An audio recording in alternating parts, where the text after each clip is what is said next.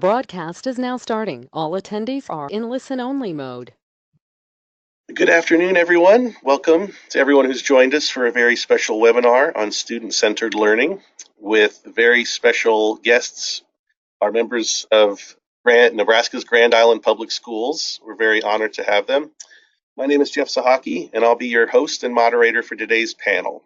As you can see, we're joined by some very special guests via webcam, and I'd like to invite each of them to introduce themselves now, starting with the panelists from Grand Island. Okay, I'll go ahead and start. Sorry. Go ahead. Okay, well, I'm Liz Boyle. I teach 8th grade 21st century literacy at Walnut Middle School. And I'm Selena Wardeen, and I'm the assistant principal at Walnut Middle School. Shanna Gannon, Director of Professional Learning for Grand Island Public Schools. Yep, and also with us we have LSI's own Amy Spicer. Amy, would you like to do a quick introduction? Hi, good afternoon. My name's Amy Spiker, and I have been working with LSI for several years now, and I'm delighted and honored to be the district lead in Grand Island Schools. Excellent. Thank you very much, Amy. And we actually have one more Amy on the audio line with us, Amy Dujon from LSI. Quick introduction from you, Amy. Good afternoon. I'm so excited to be here with our partners from Grand Island to share the excellent work that's happening with our Schools for Rigor and Ignite series. So thank you all for joining us this afternoon. Likewise. Thank you very much, Amy. And so just a few quick housekeeping items before we do get started. I just want to remind everyone that the audio lines for the audience will be muted for the duration of the presentation, but we do ask you to submit your questions and your comments using the GoToWebinar question panel located on your screen. We'll have additional staff on hand to help answer and direct those questions to the panel towards the end of the presentation, and we'll be reserving time at the end of the presentation as well for that question and answer session. So definitely keep the questions coming as much and as often as you'd like. We will be recording today's session, so you'll be able to archive these insights and share them afterwards with colleagues unable to attend. And because of this recording, we're going to intermittently toggle between the PowerPoint presentation and sometimes the video feed. Now, everybody's seeing the video feed at the top of their presentation, but for purposes of the recording, we're also going to do a few extra toggles there just to kind of give our post-event audience the idea and the feel for the live video feed that we have today. We also welcome you to join this conversation during and after the panel using the hashtag LSI chat on Twitter and Facebook, main social media channels, so you can keep the conversation going there. And so with that taken care of, we're going to dive right in and get started with LSI's National Practice Leader, Amy Dujon. Amy, the floor is now yours. Thank you, Jeff. As I said earlier, I'm thrilled to be with you guys today to discuss our Schools for Rigor projects. But more importantly, the Ignite Professional Learning Series, and that is what we've been in partnership with Grand Island Public Schools with this year. And so as many of you may know as you follow LSI's work, our work here at LSI comes from years of action research and keeping up with education policy and reform, current educational focuses like SEL and the Common Core college and career ready standards and shifts. And so as well as listening deeply to the voice of employers and what they're looking for post-graduation when our students leave college or when they leave high school and they're ready for the workforce. So it's through that research and the literature reviews that we do that the Ignite series was developed. And so we started by asking ourselves this question, which is, how has the world changed? So let's take a look at that transformation of our economy and how the world has really evolved over the last 100 years or so. If we take a look at this next picture, you're going to see that the world itself, like the economy, the workforce in the world has shifted from relying on human beings to do these repetitive jobs. So here we see the manufacturing of automobiles where, people took great pride to work the line. They would sign their craftsmanship, right? Sign the work that they were doing on each one of these cars. But if we look at where it is here, where people were following directions, they had their job, to where we are now. And here is a modern day assembly plant for vehicles. If you look around, you'll see there's not but one human being standing in this entire plant, right? And so the jobs that we used to prepare for when we were in schools are not the jobs that we are seeing out there. What we're looking for are individuals who come out of school ready to build these robots, right? And to determine how these things are going to work together to make the automobile come together. And so again, if we look at this next image, you'll see that we have these kind of rote line work functions. This is where we were, 50 years ago, 100 years, where people just sat, they did these same job over repetitive tasks over and over again. And they had a supervisor that walked the line to make sure that they were doing what they wanted to. And so there was no real authority or creativity in what they were doing. But now when we look at the workforce, now we're into these jobs where, we have to work in collaborative teams with shared goals. No one directs the work. They must reach their goals with a certain level of autonomy. And so we look at places like Google. We look at what their core structures are, and seeing how most of today's industry is about people being able to come together around a problem, collaborate, solve the problem in a creative way, and look for new solutions. And so they're creating their work. And the reality is that we are preparing kids right now for jobs that don't even exist. And that's pretty big when we wrap our heads around that. We think about that the children that are sitting in our classrooms today. I myself have a first grader. I can't even imagine the opportunities that lie before her, that are going to be so much different than my senior that's about to graduate this year, right? And so keeping that in mind, we then begin to think about, well, our economy. We look at these skyscrapers in this next image, and we think about the economy that the industries and the jobs that are happening inside these buildings serve. And so these are not jobs in buildings where actual things are manufactured anymore, right? These represent tens and thousands of high wage positions where the only thing that is actually manufactured is knowledge. And so when we think about that, and we think about how we're preparing kids in our classrooms, we began to reflect in our research to say, the economy didn't just evolve, it has transformed. And so we took a quick look at the classroom, and we started to say, well, if the economy has evolved and it's transformed the way that it has, how has our preparation of students for that economy shifted? And we've begun to see that we really haven't seen the shifts that we need in order to prepare kids for what's happening. And so our CEO and founder, Michael Toth, wrote a book called Who Moved My Standards? The Joyful Teaching in an Age of Change. And in that, he makes this quote that is really profound that says, it makes little sense to teach academic standards developed for a new economy and a classroom learning environment that reflects our old economy. And let me just explain a little bit more about what that looks like. So the NACE, the National Association of College and Employers, they are a non-for-profit group that conducted a research study. And so if you look at these next 5 bullet points, you'll see that these are the top 5 skills that employers are looking for. Number 1 is the ability for students or for their employees to be able to work into a team structure. The ability to make decisions and solve problems tied, right, with the ability to communicate verbally with people inside and outside the organization. The ability to plan and organize and prioritize work, and the ability to obtain and process information. These are the top skills that employers want. I recently read a study, I brought up Google earlier, where they said when they first started out searching for their employers, they were looking for people that they thought were going to be great engineers, right, really good on the tech side.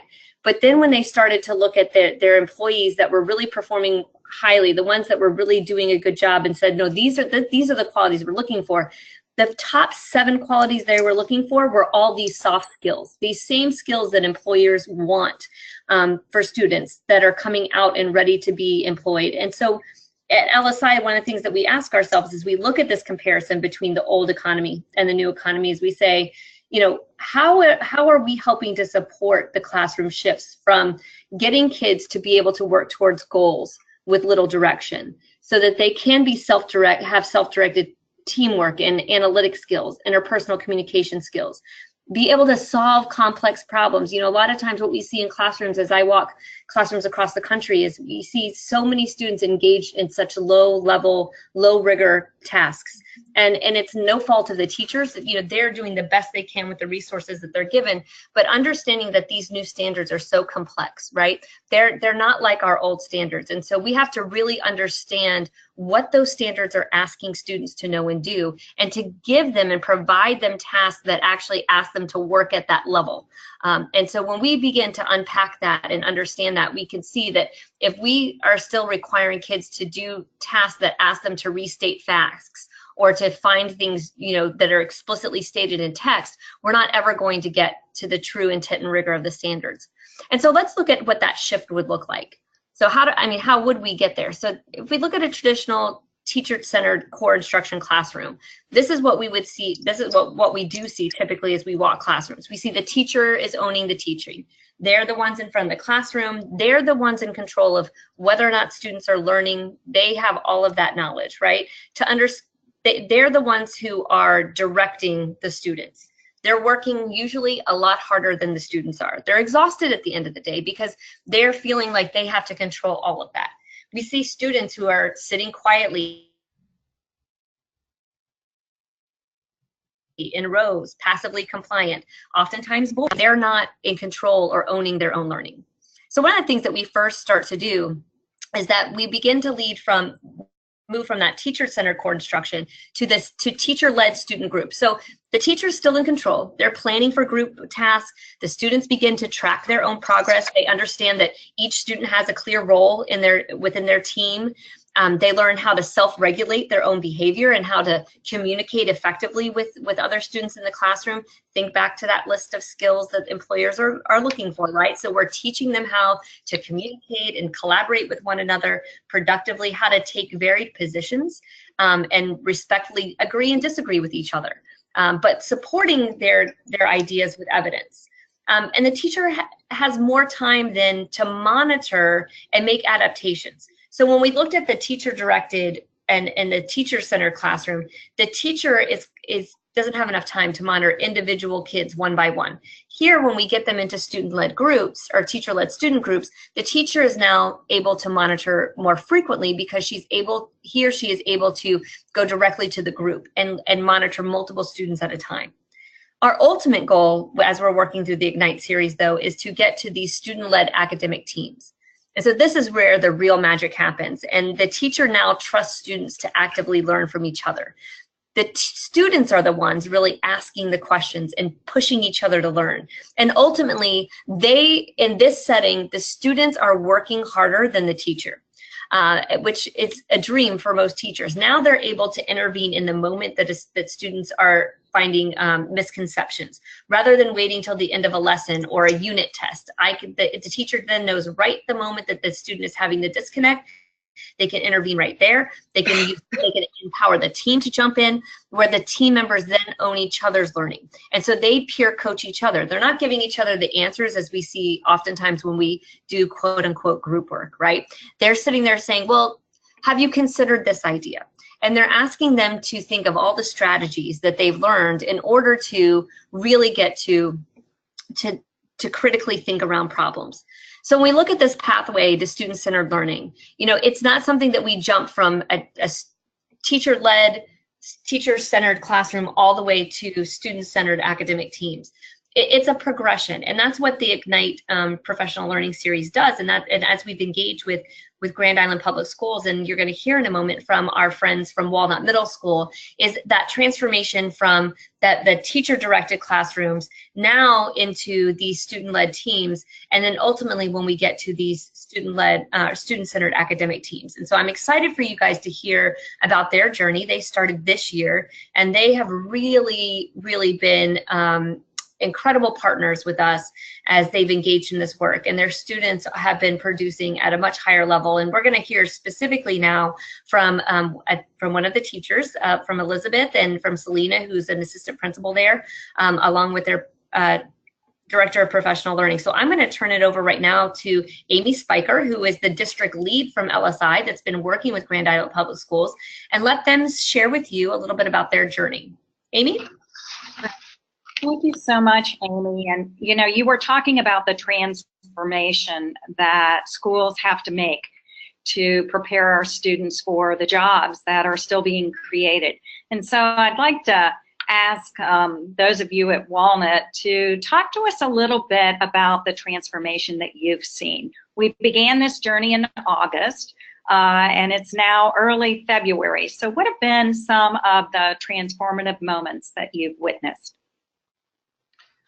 You know, it's been interesting as I look at the graphic that Amy Dujon shared. Obviously, we've moved from one side and we're on the progression. We're obviously not clear over to the other side. That's just our ultimate goal. But the biggest change is when you walk into a classroom, and it doesn't matter if it's a health class, if it's a 6th grade math, if it's an 8th grade 21st century, the students are beginning to own the learning. They're understanding that the success criteria are theirs, and then it's up to them to demonstrate what they're learning. I've had teachers come in and say, I don't have to work as hard. I'm not working harder than the kids anymore. The kids are truly taking an ownership, and it's a collaborative learning environment, and we're finding that the kids are, because of that common language and that common vision, it's just happening. It's powerful. And you can walk into any classroom and ask the kids, and they'll know exactly what the success criteria is, what the targets are, and they're very comfortable working with each other now.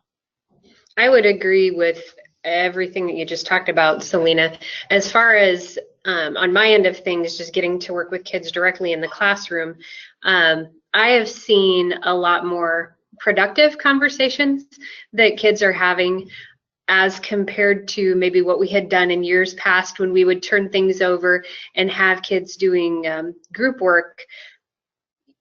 There's always the kid who just doesn't want to, or who is very content to allow other students to do the learning, and they can kind of sit and just listen.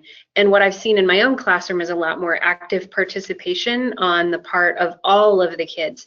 And really, one of the things that has been a surprise this year is how quickly kids will move into a position to take care of a group member who maybe is struggling or who is not understanding as well, in asking even just gentle questions of, okay, well, what do you think? Well, what was your opinion on this?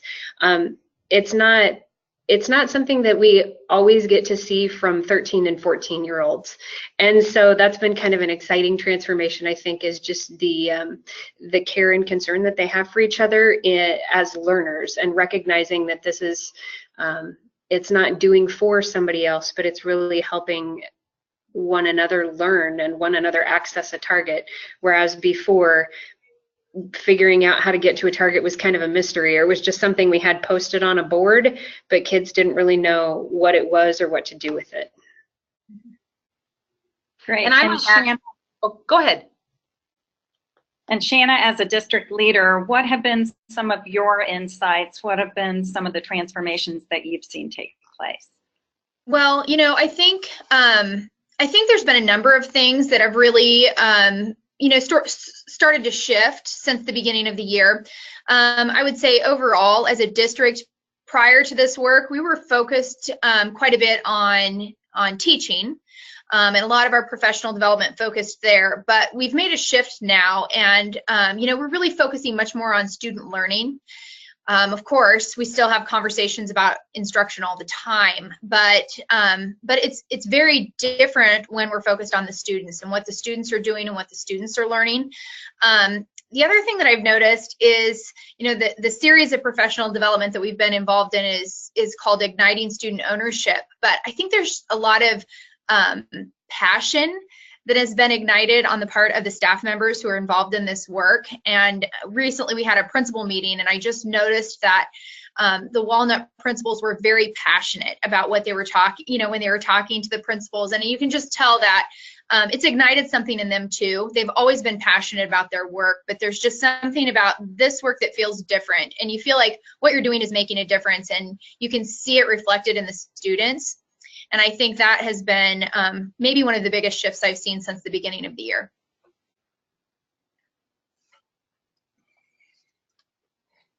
So, when we first undertook this journey back in August, what were the feel that the staff had? How did members kind of take the learning, or what did they think about the learning that we were doing? I think, Amy, the reason that we're finding the power in this work is that the teachers own it and they believe in it. And as we all know, being in education, best practice research has sometimes come at us in a professional development mode that's much more compliance based. And here's best practice, and we're going to teach you about it, and now you need to go do it. And with LSI's work in this series, it started with truly just coming up with a shared vision of instruction, and that every staff member was able to commit to one thing, just one thing that they took away from our visioning day, and that they would be willing to try. And I believe it was a week later, we had our first Coaching for Implementation walk, where we walked the building and looked for early adopters. And our LSI consultant that was with us said, I believe we're close to 100% of the staff implementing something.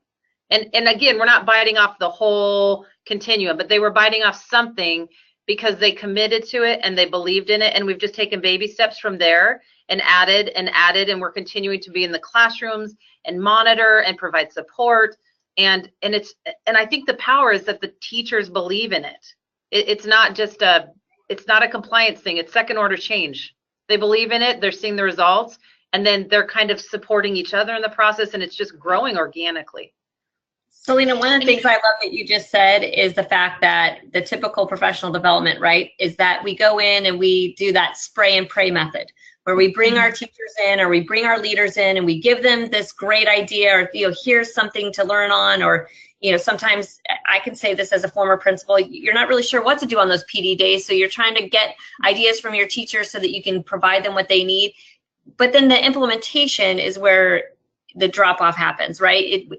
There's the research that shows that only 5% of PD that is given in that kind of session is actually implemented. And so it's these layers of support, the coaching and the support and the leadership coaching that is really helping you guys to get to that level that you are right now. Sorry, Shannon. Amy, no, that's fine. If I could just add on to that, because I think a lot of other districts would really maybe identify with where we were at in the beginning, because for all intents and purposes, we were really doing a lot of the right things. We were making a commitment to provide more job embedded professional learning, and we were working hard to try to be really focused with that PD, attach it to our instructional model, all of those things, really applying national standards in terms of professional development. But the thing that just kept catching us up was that we were working really hard. Everyone was working really hard, teachers and administrators across the board. And in spite of all of those efforts, we were still, struggling to see that impact in student achievement. We had glimmers, we had pockets of improvement, but systemically, we just weren't seeing it. So I think that what you're saying is very true. And I would imagine that a lot of districts are probably in the same boat.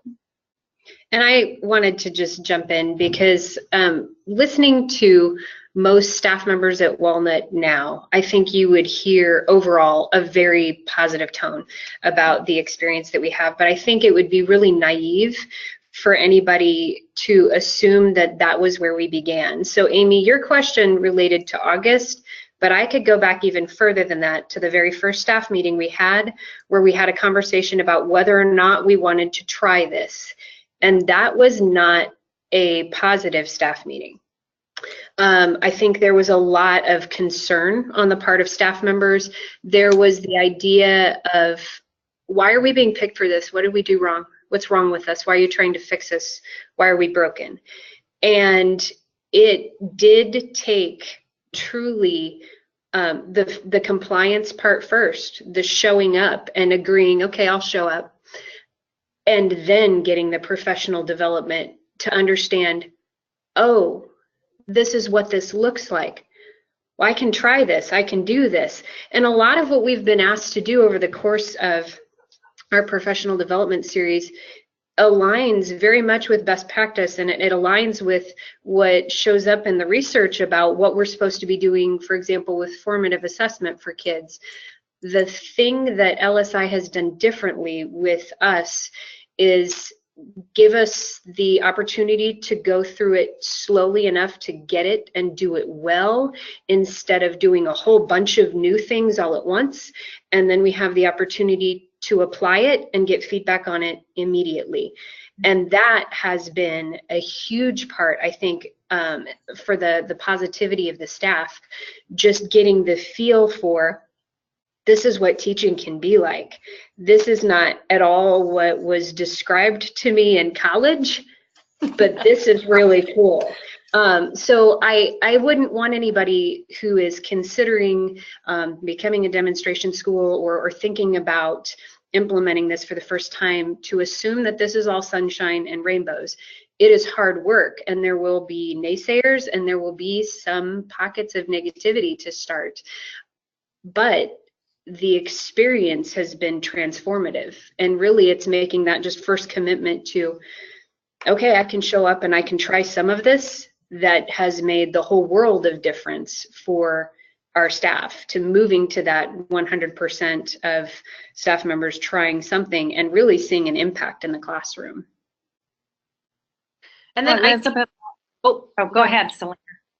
Well, I was just going to add on to that, that the other thing that LSI asked us to do is just focus on our early adopters. And I think Amy DeJean said it when she was here and visited with us last year, that in her school she had like 2 early adopters, and that you just grow from there. And so for me, it's been exciting too, to really be able to dig in and work with the staff that is like, okay, I'll try this, you know, help me, support me. And it's, again, it's not, it's best practice teaching that we know, but now we have a different level of support, and we have permission, not permission, we have to be in the classroom. That's where we have to be, is observing this, supporting this. And then I think that that's the key, that it's that you just focus on who's there. And Amy has said over and over, wherever you are, and that's okay. And I think that's huge. That's huge. Selena, I love that you say that, because, you know, having done this work at the school before I joined LSI, you're right. It's changing, also rewriting that script of school leadership too, right? And understanding that our job is to be in the classroom to support teachers, because ultimately our leadership actions should result in student outcomes and student actions and achievement. And so we should be able to see that through line, that how the time that we spend, how we spend our time during the day is reflective in our student achievement outcomes. So when we focus on instruction and supporting our teachers as they're instructing, and we're in there with kids and listening and engaging in academic conversations with them, other things that used to take priority on our list begin to decline. And so I love to hear school leaders when they talk about how that mental shift begins to happen for them, because that's really, that's a profound change as far as the way that we look at leadership. Yeah, there certainly is a change in the way that we do our work. So can you all talk to us a little bit about what has changed for you, either as a district leader or as a building leader or as a teacher? What has changed in your work?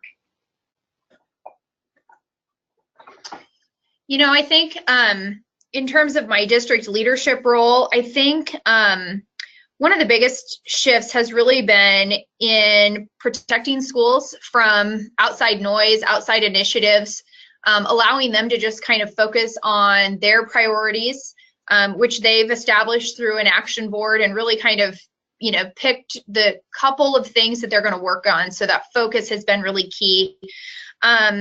And, you know, I think the other thing is really helping to build that common vocabulary around instruction, so that we're all talking the same language, and we know, you know, what our focus is going to be and what we're working on. So from my seat on the bus, I really see it as narrowing the focus and helping to protect that time for them to really dabble and play and experiment and try new things. That's probably been the biggest shift in my role. And I think for me, it's interesting because I was an instructional coach before I was an administrator. And so instructional leadership's kind of in my blood, and I love it. And so therefore, I will say that this has been the most enjoyable year for me as an administrator, because my focus is on being an instructional leader. I mean, there's still the other things that have to be a part of your job as an administrator, but I'm doing what I want to do, in that I'm getting to be in the classroom. I'm focusing on the action board items. I'm collecting data. I'm talking to the kids. And that's the thing. It's not, a lot of it's not talking to the teachers, is we're talking to the kids. And there is an excitement when kids are collaborating on integers and inequalities and themes from the novel they're reading. That's just an exciting thing to be a part of. So anyhow, how has my role changed? I am doing what I love, and that I get to be an instructional leader every day, getting into classrooms and supporting the process. I think for me, this is my 16th year of teaching. And one of the biggest shifts has been the way in which I plan. Planning has become much more deliberate. I think I had a tendency to fall back on experience and some intuition in the classroom. And this year I've just been much more deliberate in how I choose to plan, and understanding more about how kids are supposed to access the target, and figuring out ways to stop talking in the classroom. That's been a huge shift for me as well. It is so much fun to listen to kids having really powerful conversations and want to jump in and want to summarize, okay, so what you're telling me is this, and what I'm hearing is this. Those moments are fantastic, and that's been another way in which I've had to really monitor what I'm doing in the classroom, is not doing the speaking for the kids, but allowing them to do some of those summaries and allowing them to have those conversations with one another and getting out of their way and letting them learn. Mm-hmm. Can I add to that? We actually had some teachers in a meeting a couple weeks ago with some parents, and our parents are very interested in what's going on and tell us more. And one of the teachers said it best when she said, it isn't concepts we were unaware of, but the hardest thing is that we're giving up the control of the classroom over to the students. And we're trained as teachers, in higher ed even, that you have to be in charge of the classroom, and you build this lesson plan, and this is how you deliver it. But it's truly taking a step back and letting the kids own the learning, let the kids have the conversations, let them chew over that content. So I thought that was a very important thing for her to share, that really is probably the most difficult, and yet seems very simple, but it's not, because that's just not how we're trained, I guess, to teach. And how do you keep the work visible in front of the teachers, in front of the students? I know one of the things that you've done at Walnut is really make that work very visible, so that everyone understands the vision. And of course, that's what we've helped to facilitate as well. So how do you keep that out in front of the teachers? Well, we did have our vision placed on huge signs and hung up all over the building, for one. But the other thing is that our action board, the current items that we're continuing to work on, and as we change those out, we change them out on a display in our school cafeteria, and the kids get to see our work as well as the staff. And then we're in classrooms, 40 to 45 classrooms a week between the other two administrators and I, and that is tabulated every week, and that data is shared with the team. And we actually started sharing it with students also, because that was suggested by a teacher. The students are doing this work, and also it helps for them to really understand why we're doing this and what is this. Why are the administrators always been asking me about success criteria? Well, there is a reason.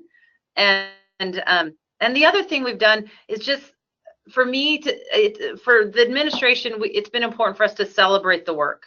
And so we go to social media a lot, and we share the exciting things we're seeing in the classroom for the world to see, because our teachers are working so hard and our kids are working so hard. And like Liz said, it's not an easy thing. So let's celebrate the hard work, and let's show off the work or the impact that it's making with our students. That's been one of the cool things about following our social media page. There's a lot more kids on it now, which is cool. And seeing parents who also follow our social media accounts who will then like tag other parents when they've watched videos or when they've seen posts, and seeing that parent response has just been really, really cool. It's a different level of engagement than I've seen happen with our parent groups before. It's really neat.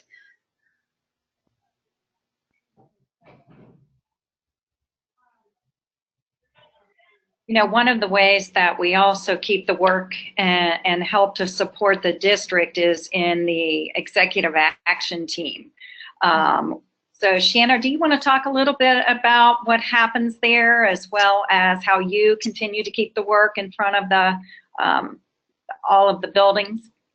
Yeah, so we have, as Amy mentioned, monthly executive meetings, and that's where other district administrators are able to kind of be updated on what's been progressing through the demonstration school process. And so those meetings have looked a little bit different over the course of the year. Many times cabinet members are involved in those meetings, but more recently we've involved the teaching and learning team. And that involves curriculum coordinators and special education, our EL department. They all join us, and really it allows us to talk about how the district office can support the work. Amy will, update us on progress and where the different buildings are at with their action board process. But, for the teaching and learning team, we do have a number of other projects that feed into this work. And so I know our curriculum directors are involved in some curriculum work that goes along with this process. And so it just gives us an opportunity to all get on the same page. But I think the most valuable piece is when we learn about ways that we can support the buildings. And that's really where the district coaching comes in and helps to make the project more successful for the buildings.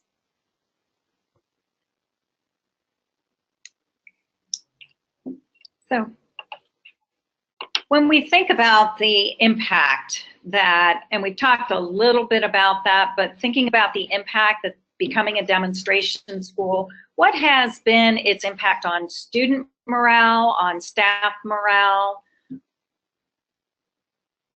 I guess I've seen it happen in a couple of different ways. And I'll just speak to my own experience first. I got to go on one of the early walks where we were just doing a kind of an implementation walk. And as Selena had mentioned earlier, really the focus was on the early adopters, the folks who were willing to have other staff members come into the classroom and do some observation. But many of our teaching staff that day happened to be teaching with the doors open. And it was really cool to walk by classrooms where you could hear this common language the whole way down the hallway in different stages of what was happening. And for me personally, I guess I always had the feeling that we had a strong staff and we had a group of people here who genuinely cared about kids and really wanted kids to be successful. And that moment of walking down the hallway and just hearing that common language across the building was really, really powerful. I would also say overall, as far as the staff morale goes, it feels different. The climate here feels different this year. It is incredibly powerful to see students taking academic language and having conversations with one another. And it's not easy getting there, but once it's there, it is just a really reinvigorating moment, I think, for staff members to see it happen and to see what learning can look like, and that that it's happening. It's kind of taken some of the mystery away of, well, we talked about it and we did it for this lesson. They should have learned it. And now it's really giving us a way to know moment by moment in the classroom whether or not kids are on the right track and whether or not we need to intervene early with students. So it's been a very powerful motivator, I think, for staff members. I would say that you're right on, Liz, in that this staff, I've always, even from when I was an instructional coach and came to this building to being an administrator, I've always seen the staff as a staff that wanted to do the best they absolutely could, and they care for their kids. They care for the students in their classroom. So it's exciting to see them trying new things, and they get excited when the kids are doing it. And I can tell you how many, several times, I've had teachers that, I would say in a week, 4 to 5 times I get texts or videos from teachers. Look at what the kids are doing. Look at what the kids are doing. Or come down to my room. We're going to be trying this exciting new strategy. Or I've had teachers come in and say, it works. You need to come watch this. It works. And everybody gets to that point at their own pace. And again, I think that's the organic nature of it and the power of it, because it's not forced. And also staff are getting into each other's classrooms, like Liz mentioned, getting to go on the C4I days. We've had lots of staff members getting that opportunity to go in and see what their peers are doing. And now even, other administrators in the district, like Shanna said last week, we got to talk about it at our principal meeting, and with other principals, they've been able to come in and see some things, and they're excited about it, because this isn't happening across the country. It's happening in our town. It's happening in Grand Island Public Schools. And I know that there's power in what's happening in the other 2 demonstration schools in Grand Island also. So there's an excitement, like Liz said. The teachers are excited. They want to share. I will say this tiny quick story. I had some 6th grade boys having lunch with me one day because they wanted to. And they said, hey, Ms. Wardine, can we talk about this success criteria thing? Completely, they brought it up. And I said, well, sure. And they said, it's really great. Kids that maybe had a hard time before in school, now they just know what to do because they have success criteria. And I thought that's pretty exciting for 6th grade boys to bring that up over lunch. I think just real quick, if I could just add, I do think that there's a tremendous amount of pride, and teachers do want to share what's happening in their classroom. Principals definitely want to share what's happening in their buildings. And so I feel like that has really had an impact on school culture, on climate, all of those kinds of things. People are really proud of this work, and they are working very, very hard, but it feels like the right work. And so I think people are willing to dig in and work hard when it feels good. Guys, this is great stuff. I just wanted to jump back on here. We're in the back half of the webinar, so I wanted to make sure that we got to some audience questions for the panel. And so to dive right in, I wanted to just kind of ask the panel in general, and feel free to take a stab at whoever's comfortable with this question.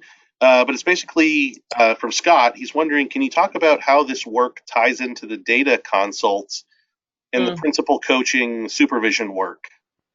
Absolutely. So one of the things that we do with principals as we're working with them is, much like the teachers engage in these coaching for implementation days, we take teachers, our school leaders, on leadership coaching days. And so we will consult with them during the week. We'll ask them to gather data from their classrooms. We want to look at the % of implementation across the building. We also want to look at things like how deep the implementation is in classrooms, who they're coaching. Are they coaching coaches? Are they coaching teachers themselves personally? And so we get leaders to really begin to be strategic and intentional about how they're spending their time. And then what we begin to do is look at the comparisons and predictability of the short cycle data that's happening within the classroom every day. So as we get teachers to be able to shift the classroom to more student-centered, where they're able to monitor more frequently, monitor to standards-aligned tasks, then we begin to look at the predictability of that data as it compares to, say, either district-wide assessments or benchmark assessments, more kind of midterm data, like mid-cycle data, and then looking ahead into the long cycle data. So what we want to do is be able to see that what the teachers are tracking in the moment is actually giving us predictive metrics of what's happening when students sit down to take a more standardized or post-learning assessment, right?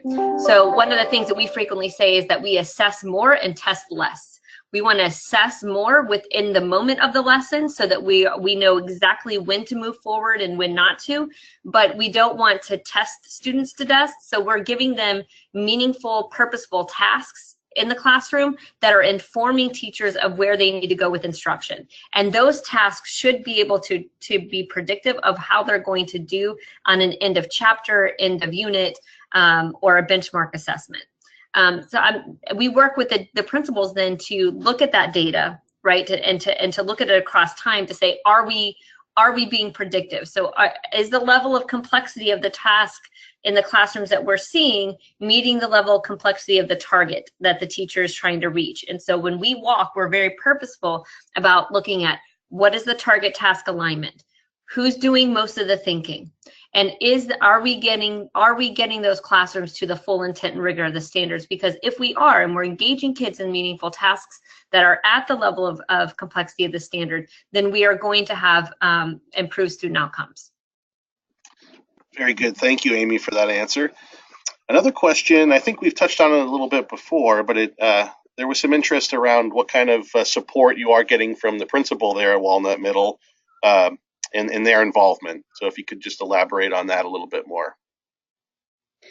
Well, I don't know if that is intended to be a teacher-directed question, but I wanted to jump in and say, okay, so this is my 16th year of practice. I have had administrators and coaches in my classroom more this year than I have had in 16 years, or the 15 years prior to this one, including all of my, formal evaluation years. I have seen more administrators in the classroom, and it's been awesome. I mean, they really are. They're engaging with the kids. It makes it so much easier to have a conversation then with an administrator about what we are doing, because they're very well aware of what's happening in the classroom. They're aware of where the kids are. They're aware of what strategies we're trying. So I would say that our conversations around instruction have been a lot more meaningful, because it really does feel like a conversation now, as opposed to what it used to feel like with the evaluation cycle, where there's some questions and then there's me doing a whole lot of talking. There's a lot more back and forth and a lot more idea sharing now. And Selena, would you say it's the time that you're spending in the classroom is much more about coaching right now than it is about evaluation? Yeah, absolutely. And I think that was something that we shared early on, is when we come in, we are not there to evaluate you, we're there to support you. And I think Liz would probably be able to say for sure, but I don't think when we come in to a classroom anymore, it's the administration's in here. You know how there's just that feel like, oh, somebody's here to watch me, I need to change what I'm doing. I don't get that from teachers anymore. I feel like when the three of us, the other assistant principal and the principal and I come in, that the teachers and the students aren't concerned. I don't think they see it evaluatively like maybe they have in the past. We just ignore you. Like at this point, the kids are so used to adults coming into the classroom that it's just not, it's a non-thing now. Whereas there used to be I don't know, kids would look at, especially in middle school, kids would look at the door when the principal comes to the door like, ooh, who's the principal here for, right? And it's not even a thing. They'll look up, oh, they're here, they're going to ask us some questions, and they're right back to working on whatever the task is at hand. Well, what I love about this process, having been a principal in it, is that really as a principal, you become the lead learner, right? And so it's not about the teachers are doing this and I'm just supporting them. It's you're engaged in the learning with them. And so that kind of hierarchy that Selena and Liz are talking about, where it's, the administration versus teachers, it breaks down, right? And so it's more about we're engaging in this learning together. And I'm looking for those teachers who are bold enough to step out to try it so that I can confirm my own thinking and my own learning. And it becomes more of a partnership. and together we're going to get more kids to the target, then you need to do this, and here's what I saw. And the beauty of it is, it's not about the teacher, right? Everything is now focused on what the students are doing and the student evidence that's being produced, because that's all we need. When we see what students are able to do and learn, we can see where the gaps are, either in instruction or in curriculum or any other place, based on what kids are able to give us. Yeah, we're definitely a team in this process. And I would even say that, I mean, it's the students, the teachers, the administration, and then we've got really 2 phenomenal instructional coaches, and we are all a team. We are all working toward the same end result, using the same language, and we're on the same course. That's good to hear, because we did have a question from Susan. She was asking if admin and coaches get the same training as the teachers. Yeah. Would you guys want to talk about that a little bit? Do you want to talk about the coaching, Amy, and how that all?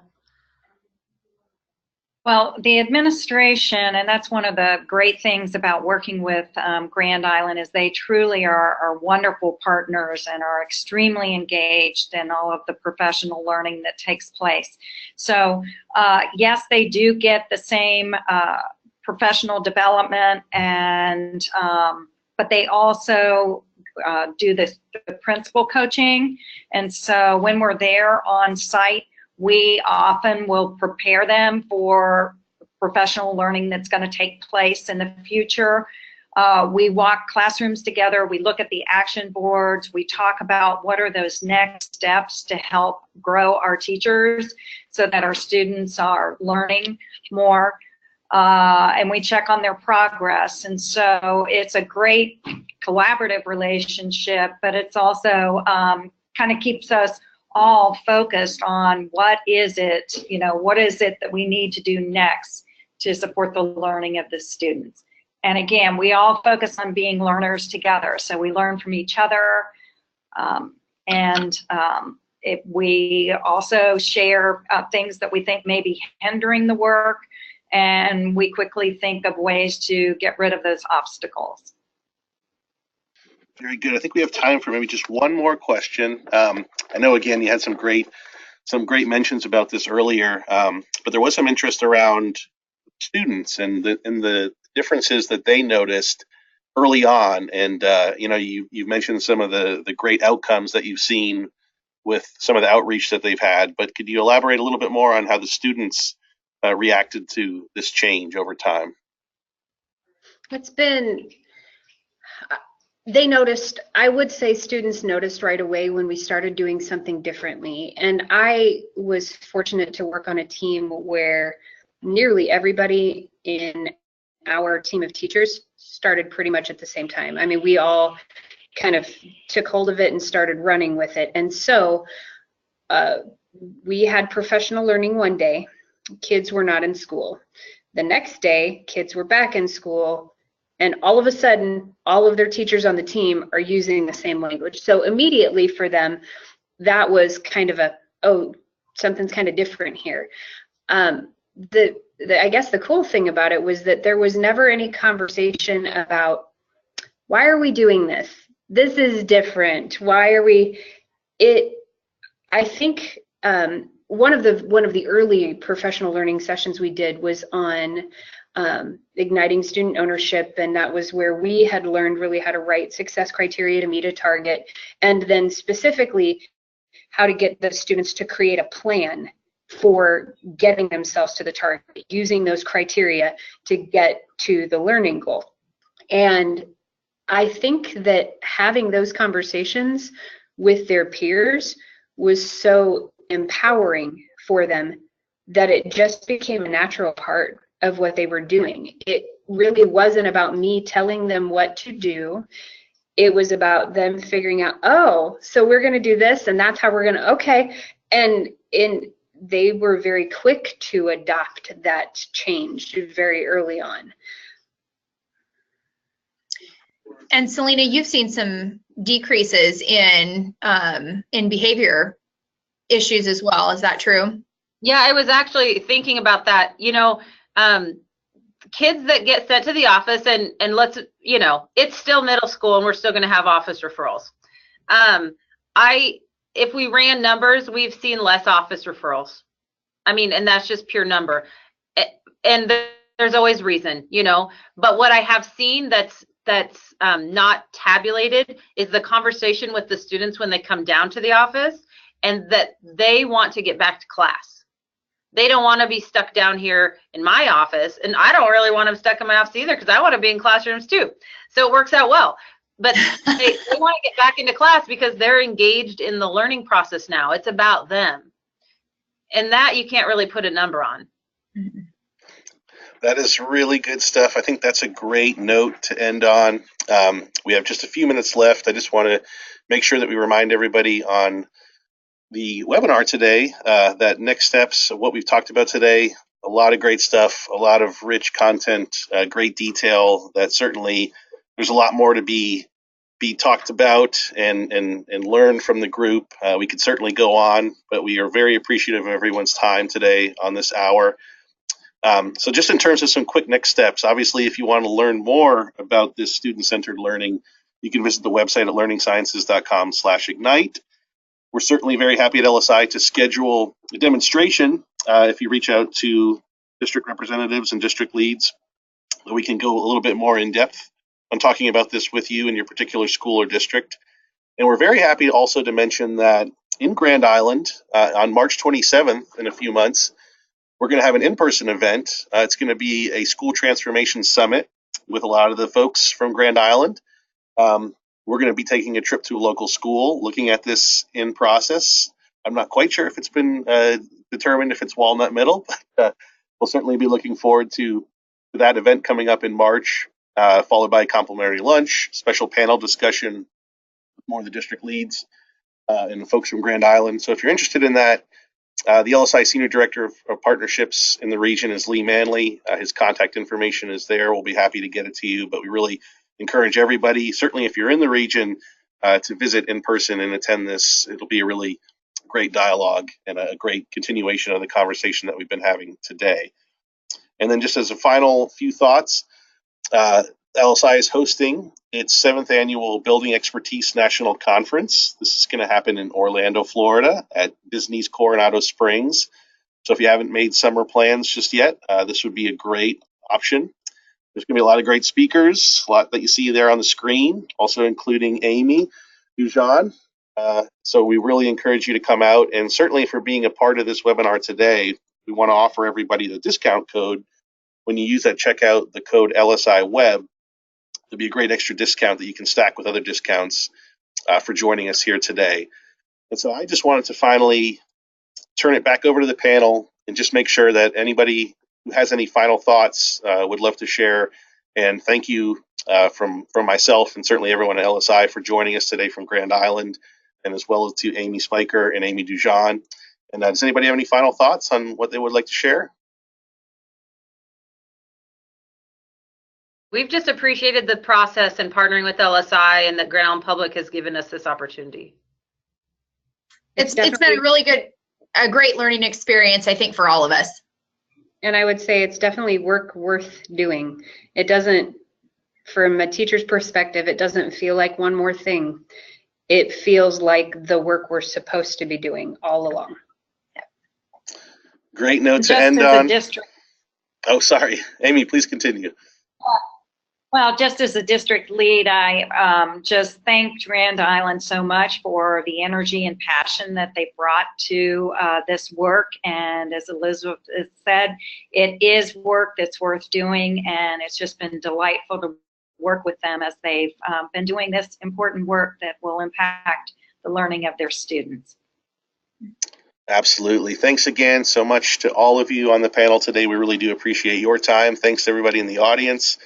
Please keep the conversation going online, and we'll look forward to getting the follow-ups to you. A lot of great, information here to dig through with the recording, the presentation. We're going to make sure that we get that all out to everybody. And have a great afternoon, everybody. Take care. Thank you. Thank you. Thank you.